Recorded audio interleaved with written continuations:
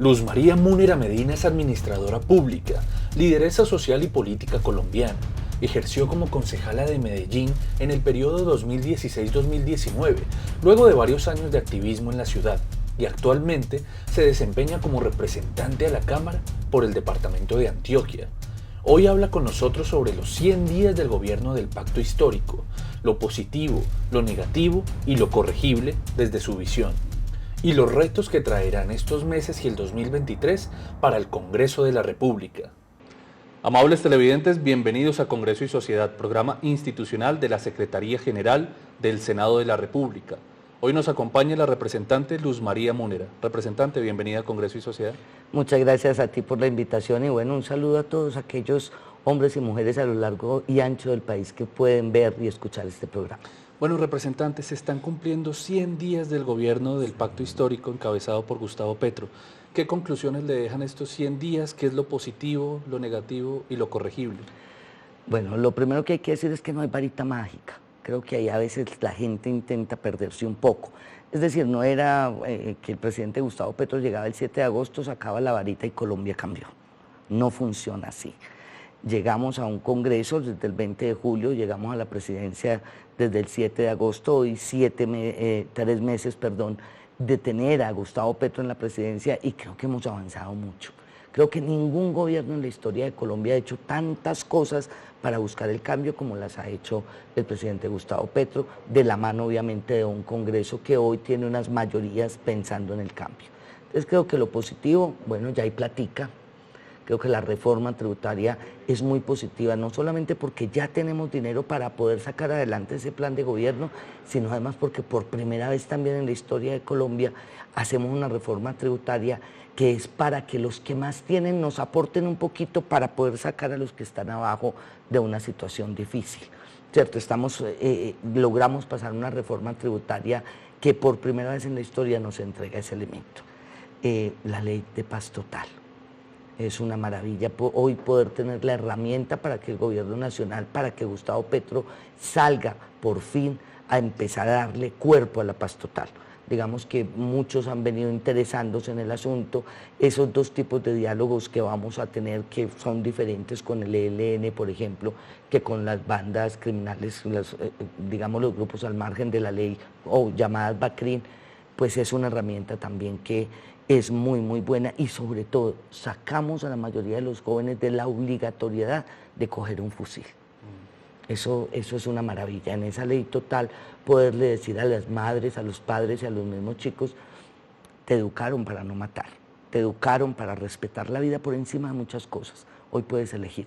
Hoy puedes elegir que le das un servicio social a tu país, que ayudas a comunidades, que caminas el territorio ayudándonos a construir paz, o que vas al ejército, que también es válido que decidas que quieres ir al ejército o a la policía. Sí, seguramente hay mucha vocación también hacia ese lado. Sí, yo creo que esas dos, reforma tributaria y paz total, son los elementos más importantes. Bonito también ver un presidente empoderado en Naciones Unidas, sin temor de nada, diciéndole a los grandes poderes del mundo, mire, lo primero es la vida. Por ocultar la verdad, verán morir la selva y las democracias. La guerra contra las drogas ha fracasado. La lucha contra la crisis climática ha fracasado. Han aumentado los consumos mortales de drogas suaves, han pasado a las más duras. Se ha producido un genocidio en mi continente y en mi país han condenado a las cárceles a millones de personas. O sea, ese discurso del presidente Gustavo Petro en Naciones Unidas a mí me sensibilizó todo, lo tengo que reconocer, como un sueño cumplido.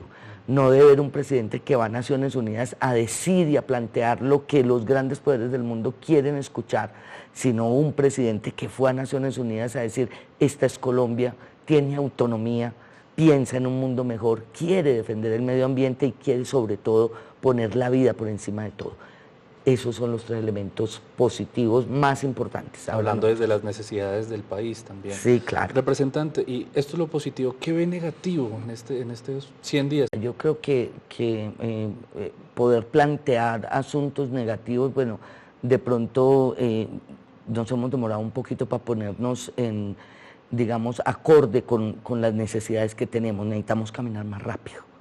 Y a veces pues tenemos algunos ministerios que todavía no logran ese trote que necesitamos en este primer año para poder sacar adelante el programa con el que ganó Gustavo Petro la presidencia.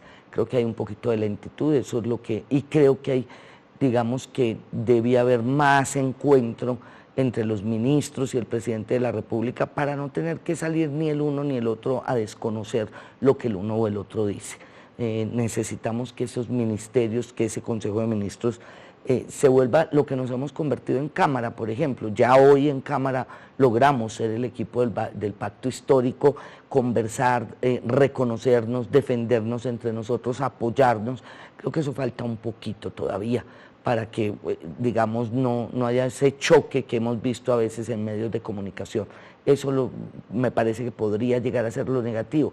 ¿Y lo corregible a nivel pacto histórico? Eso, por ejemplo, eso es absolutamente correcto, no es tan grave que ocurra, yo no lo veo como, ay, el gran tema.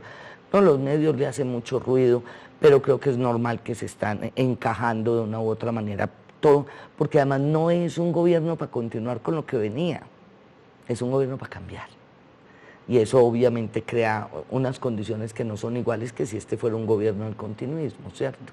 Eso, y creo que podemos mejorar todavía más la disciplina. Vamos a tener un primer año de 18 horas de trabajo diario.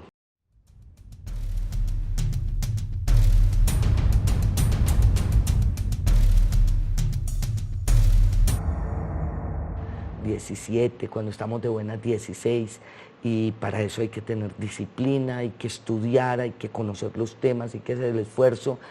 Hay que sacar plastilina cuando no entendemos, pedirle al que sabe. Uno nunca sabe todo, pero uno sí sabe quién sabe lo que uno no alcanza a manejar. Y cuando le da dificultad de entender, hay que tener humildad en eso y decir, venga, sáqueme plastilina que no he podido entender, para que podamos tener un manejo mucho más integral de toda la nación y de todo lo que nos estamos comprometidos, pero es absolutamente saldable.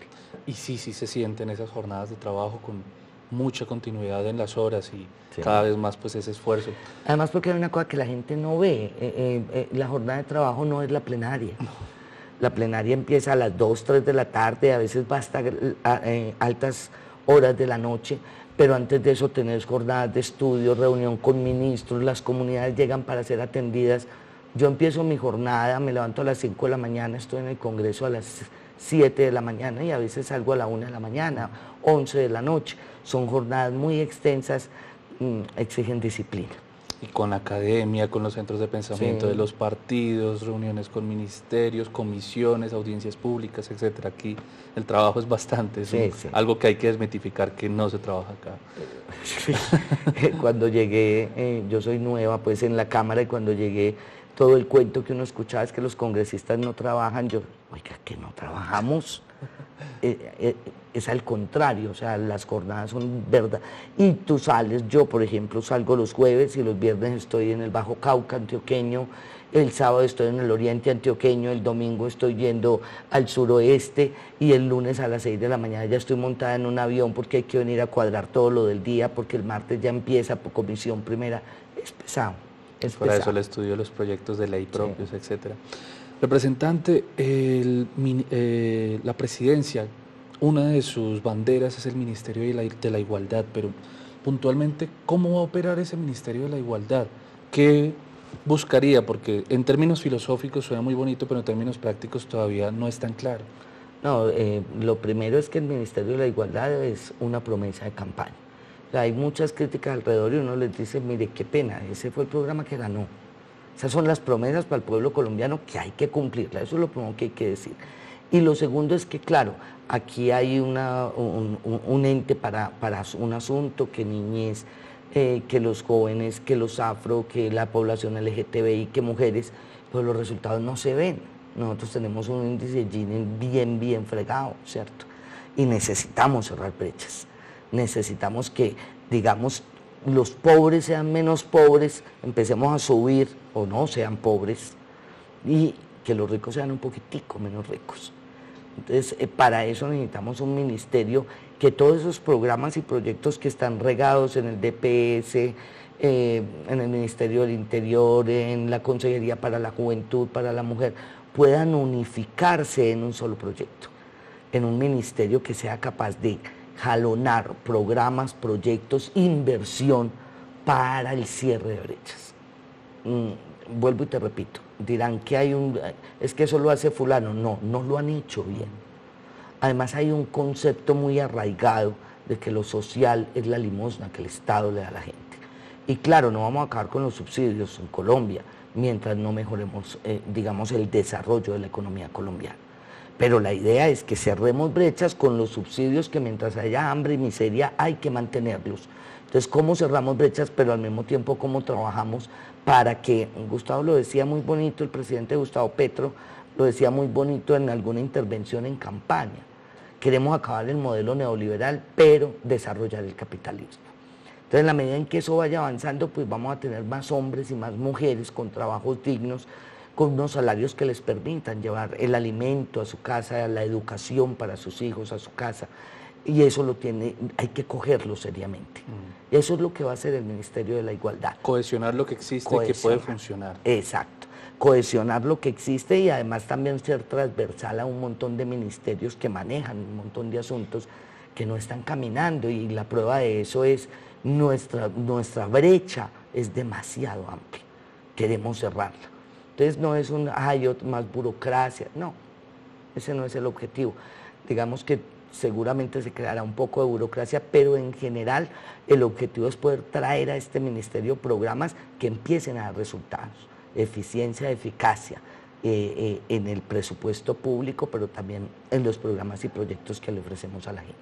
Representante, ¿y ahora cuáles van a ser las expectativas del pacto histórico para el Congreso del 2023? Ya se aprobó la reforma tributaria, ya hay recursos. ¿Ahora qué viene? ¿Cuál es ese nuevo trabajo? ¿Reforma a la salud? ¿Reforma al trabajo? Ojo, primero el plan de desarrollo, porque es la herramienta, ¿cierto? La herramienta que nos va a permitir recoger todo lo que se ha recogido en regiones. La gente se ha reunido, la gente ha hecho, mira, antes de que empezaran los grandes eventos para armar plan de desarrollo, por ejemplo, mi equipo de trabajo hizo 27 asambleas populares en Antioquia, solito. Reunió comunidades, llevó una metodología, eso nos dio un documento de 102 páginas que ya le entregamos al Departamento de Planeación. Le dijimos, mire, esto dicen 27 asambleas populares en Antioquia. Ya lo que nos toca es armarlo, ¿cierto?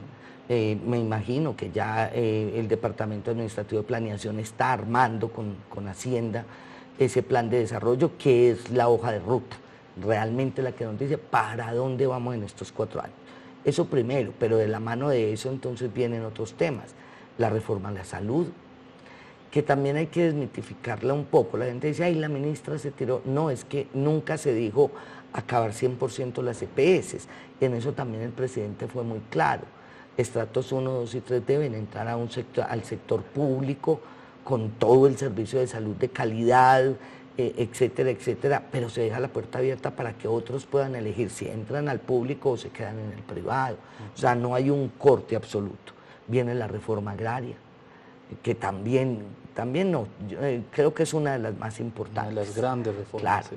Además porque nos va a permitir que la gente por fin tenga acceso a la tierra. No la ha tenido nunca. Que esas tierras que se robaron dentro del conflicto, los unos, los otros, los de todos los colores y de todos los sabores, podamos hacer un proceso para que regrese la tierra a quienes la han tenido históricamente.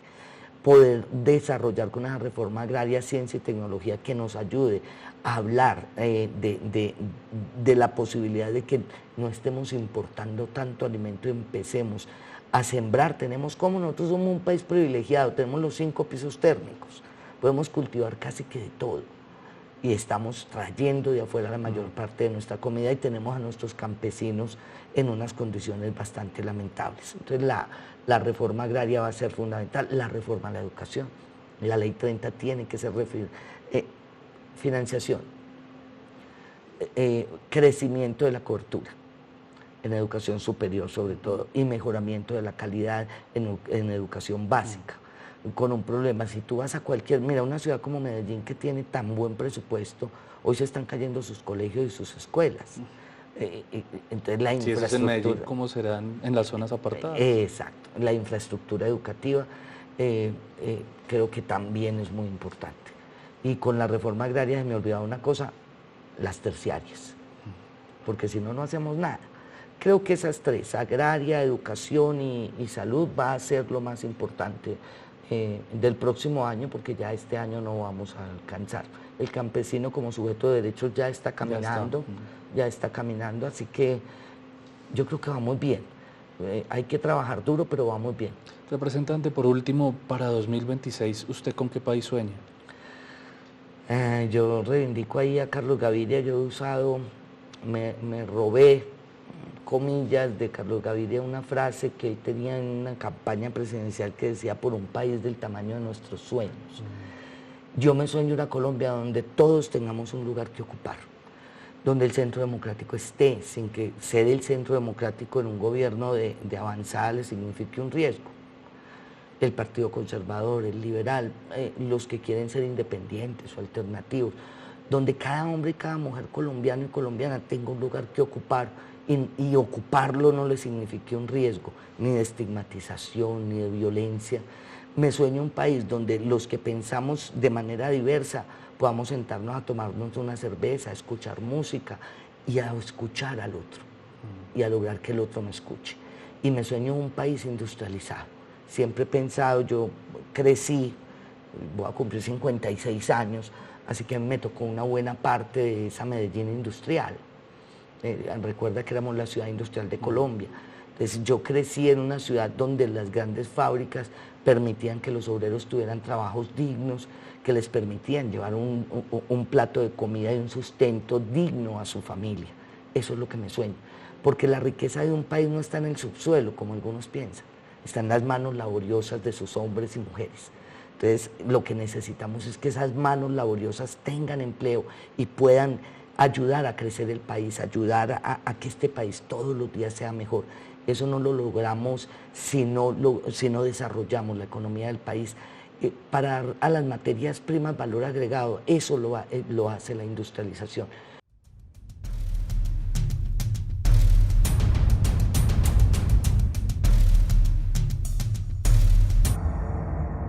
Me sueño un país donde todos y todas podamos subsistir con nuestras diferencias. Bueno, representante, muchísimas gracias por su presencia aquí en Congreso y Sociedad. ¿Cuáles son sus redes sociales? ¿Dónde puede seguirla la gente?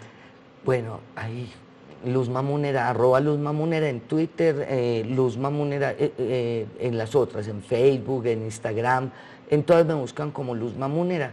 Y bueno, doy muchas noticias, trato de estarme comunicando todo el tiempo con la gente, respondo preguntas, trato de ser muy cercana y siempre, digamos, tratando de estar en los territorios. Siempre, siempre. Eso es muy importante, que el congresista no esté acá encerrado en los cuatro muros del Capitolio, sino allá, en territorio. No, además, yo vengo de la izquierda democrática, entonces vengo de la calle, me gusta la calle, me gusta la gente y es ahí donde quiero seguir.